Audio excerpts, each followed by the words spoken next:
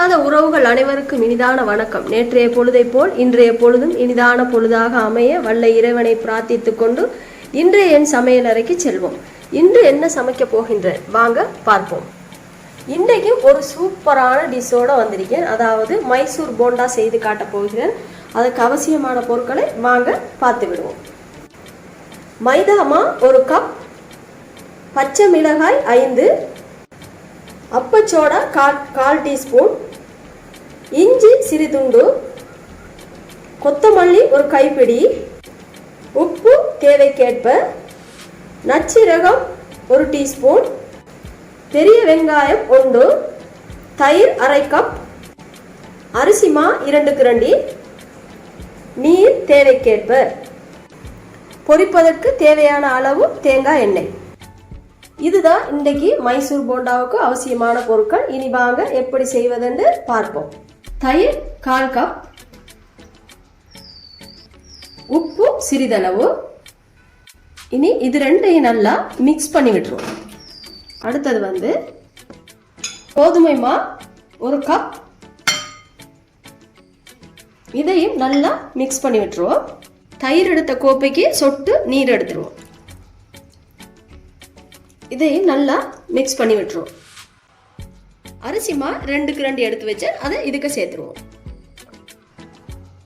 இனி இந்த அளவுக்கு பதம் வந்ததும் இதை எடுத்துருவோம். இஞ்சி ஒரு சிறு துண்டு எடுத்து இதில் லைட்டாக சாப் பண்ணி போட்டுருவோம். அப்பச்சோடா 1/4 டீஸ்பூன், நச்சீரகம் 1/4 டீஸ்பூன், பச்சை மிளகாய், வெங்காயம். இதை நாம கையாலே நல்லா மிக்ஸ் பண்ணி விட்டுருவோம்.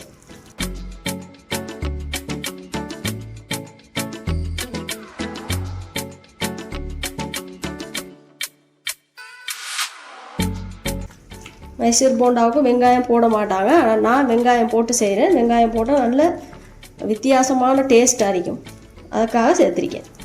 இந்த டைமில் நாம் கொத்தமல்லி சிறிதளவு சேர்த்துருவோம். ஒரு கைப்பிடி எடுத்து சிறிதாக கட் பண்ணியிருக்கேன்.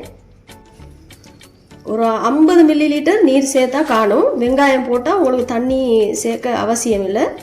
இதை அப்படியே கிளஞ்சி ஒரு 10 நிமிஷத்துக்கு மூடி வச்சு போட்டு மறுக நாம் பொரிக்கிறதுக்கு தயாராகும். இப்போ சரியாக 10 நிமிடம் கழிஞ்சிட்டது. இப்போ இனி வாங்க பொரிப்போம். இப்போ அடுப்பு ஒன் செய்து போட்டு இதை நல்லா இனி சூடாகிட்டு பாத்திரம் தேவையான அளவு எண்ணெயை சேர்த்துருவோம்.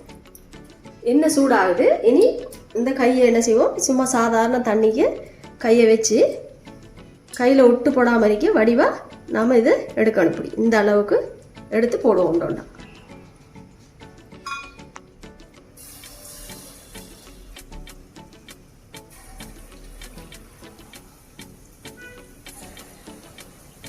ரொம்ப பெருசாக போடாதீங்க, உள்ளுக்கு அவியாது. குட்டி குட்டியாக போட்டு எடுப்போம். சின்னதாக போட்டு எடுத்தால் உள்ளுக்கு கெதியாக சொட்டை அவிஞ்சு வரும். இப்படி ஒன்றா மற்ற பக்கம் திருப்பி விடுங்க.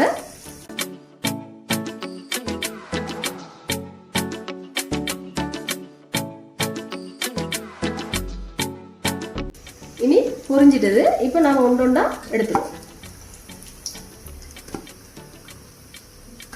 இந்த மாதிரி பொன்னிறத்துக்கு வந்தால் சரி. அடுப்பை குறைச்சி வச்சு போட்டு மெதுவாக இதாக்கினீங்கன்னா உள்ளுக்கு நல்லா சொட்டா அரிக்கும்.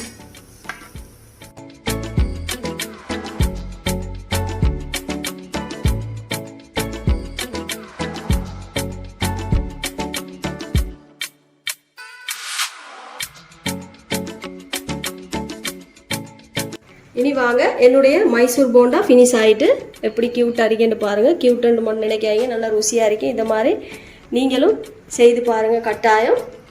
இனி நாளைய தினம் இதை விட சூப்பரான ஒரு டிஷ்ஷோடு உங்கள் முன் நிற்பேன். அது வரைக்கும் விடைபெற்றுக் கொள்ளும் நான் நஸ்லானியாஸ். அஸ்ஸலாமு அலைக்கும்.